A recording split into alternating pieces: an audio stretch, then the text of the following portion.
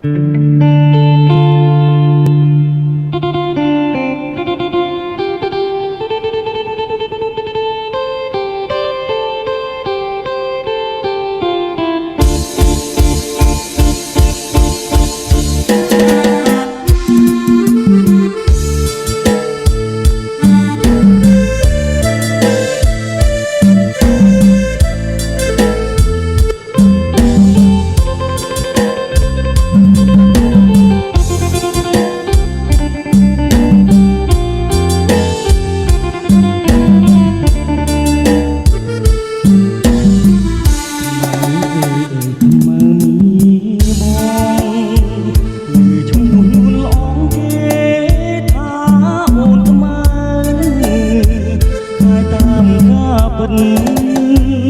ច់ស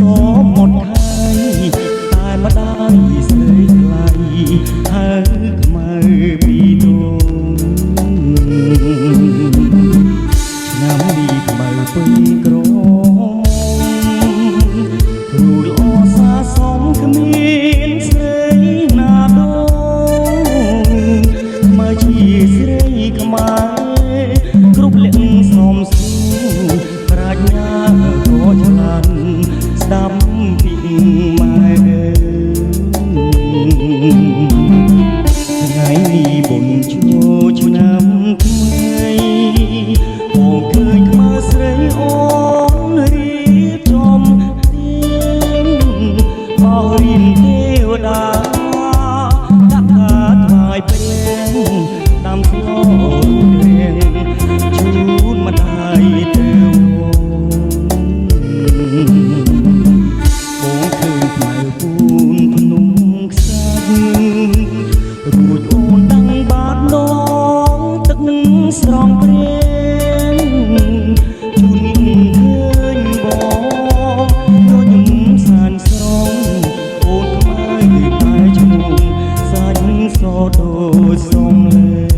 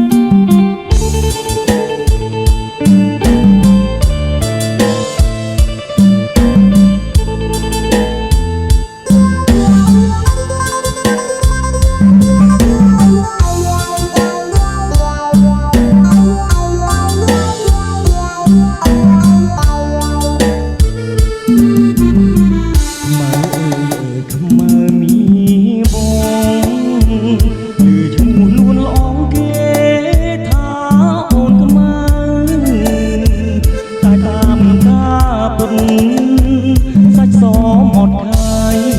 តែម្ដាយស្រីថ្លៃហើយខ្មៅពីទង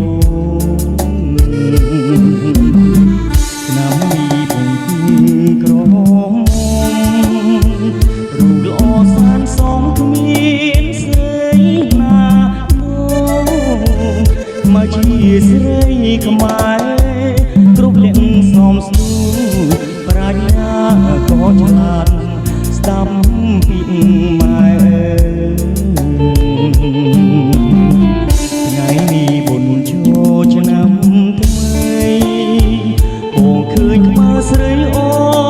នរៀបចំទៀនបោះរៀនទេវតាដាក់ការថ្វាយព្រេងដាំស្លរូបរាងជូនម្ដាយទៅបងឃើញខ្មៅពូនភ្នំខ្សាច់រួចអូនតាំងបាតដងទឹកស្រង់ព្រានជូនឃើញបងញញឹមសានស្រងអូនខ្មៅតែឈ្មោះសាច់សដូចសំលេង